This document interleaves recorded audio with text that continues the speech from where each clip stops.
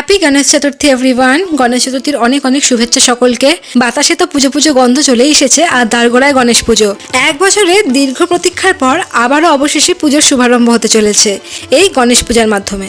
চলো পুজোর আগে আগে গণেশের জন্য একটা ছোট্ট পাগড়ি তৈরি করে নিই। পাগড়ির জন্য প্রথমেই একটা অরেঞ্জ কালারের আমি ওড়না নিয়ে নিয়েছি। অ্যাজ ইউজুয়াল তোমরা জানোই যে আমি পাগড়ি বানানোর জন্যই এই ওড়নাগুলোকে ব্যবহার করে থাকি।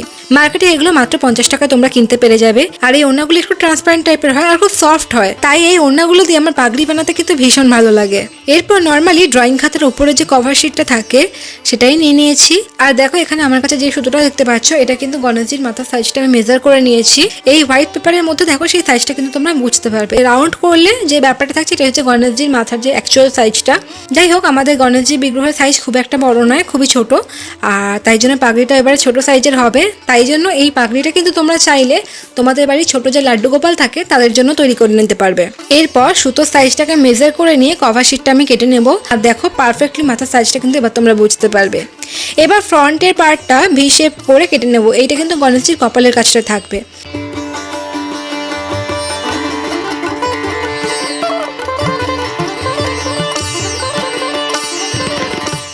এবার এই পেপারটা কাপড়ের সাথে মুড়ে নেব টাইট টাইট করে গ্লু বা গ্লু স্টিক দিয়ে। আমি এখানে পেপারটা কাপড়ের সাথে 8 থেকে 9 বার রোল করে নিয়েছি। কাপড়টা একটু ট্রান্সপারেন্ট বলেই কিন্তু আমাকে এতবার রোল করতে হচ্ছে।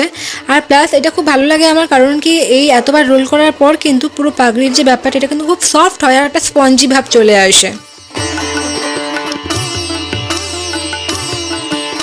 এরপর আমার এক্সট্রা যে কাপড়গুলো রয়েছে সেগুলোকে আমি কেটে নেব।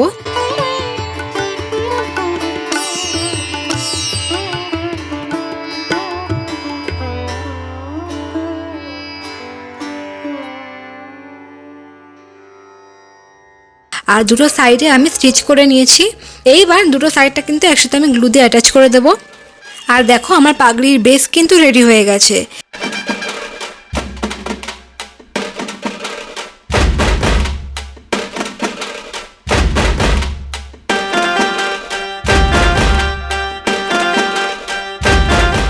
আর দেখো এখানে যে ভি শেপটা রয়েছে সেটা কিন্তু জাস্ট আমি এই গ্লু গানটা দিয়ে কাপড়টাকে টান টান করে শেপটাকে প্রমিনেন্ট করে নিচ্ছি। তাহলে কি হয়, কাপড়টা আর কাটতে লাগে না আলাদা করে। আর এরকম দেখো সেম কাপড়টা ছোটো ছোটো দুটো পিস কেটে নিয়েছি আর সেটাকে রোল করে এক সাইডে অ্যাটাচ করে নেব। আর কিছু lace, stone, purse, kundan stone এইসব দিয়ে কিন্তু আমি পাগড়িটা ডেকোরেশন করে নেব।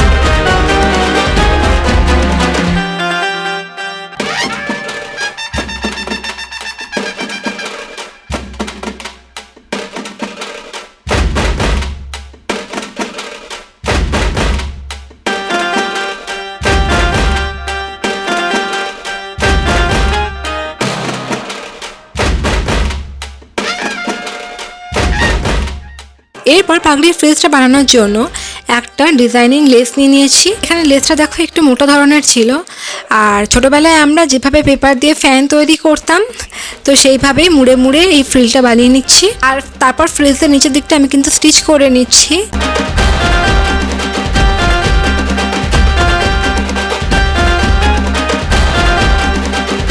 আর এরপর দেখো ফেলসটা কিন্তু আমার রেডি হয়ে গেছে। এরপর আমি গ্লু দিয়ে কিন্তু পাগড়ির ওপরে বসিয়ে নিচ্ছি। এখানে আমার পাগড়িটা ছোট, তাই জন্য আমি গ্লু স্টিক দিয়ে কিন্তু সবকিছুকে অ্যাটাচ করেছি। তোমরা দেখেইছো জগন্নাথ বলরাম সুভদ্রা দেবীর যখন পাগড়ি আমি তৈরি করছিলাম, পাগড়িগুলো একটু বড় ছিল, ডেপটাও বেশি ছিল, পুরো মাথা জুড়ে পাগড়িটা ছিল। তো সে কারণে আমি সব কিছু কিন্তু স্টিচ করে করে পাগড়ির সাথে অ্যাটাচ করেছিলাম, ডেকোরেশনে যতটা সম্ভব আমি স্টিচ করেছিলাম। আর এখানে যেহেতু পাগড়িটা একদমই ছোট, তাই জন্য গ্লু দিয়ে কিন্তু খুব ভালোভাবে এগুলো সিকিউর করা যায়। আর তোমাদের সাথে কথা বলতে বলতে আমার গণেশজির পাগড়ি কিন্তু একদম রেডি হয়ে গেছে।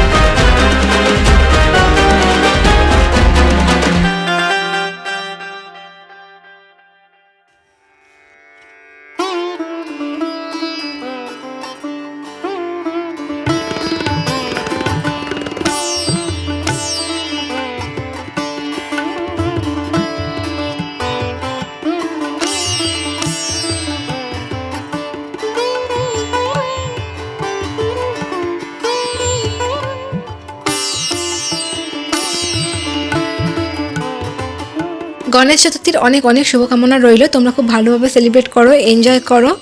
গণেশ পুজো এসে গেল মানে তো পুজো আসতেই চলেছে, তাই পুজোর প্রিপারেশন অলরেডি তোমাদের অনেকেই শুরু হয়ে গেছে। ভালো করে শপিং করো, পুজোর প্ল্যান রেডি করো। যাই হোক, দেখা হচ্ছে চলো নেক্সট ভিডিওয়ে। আর ভিডিওটা যদি একটু ভালো লেগে থাকে তো প্লিজ লাইক করে দিও, আর চ্যানেলে নতুন এলে প্লিজ সাবস্ক্রাইব করে যেও।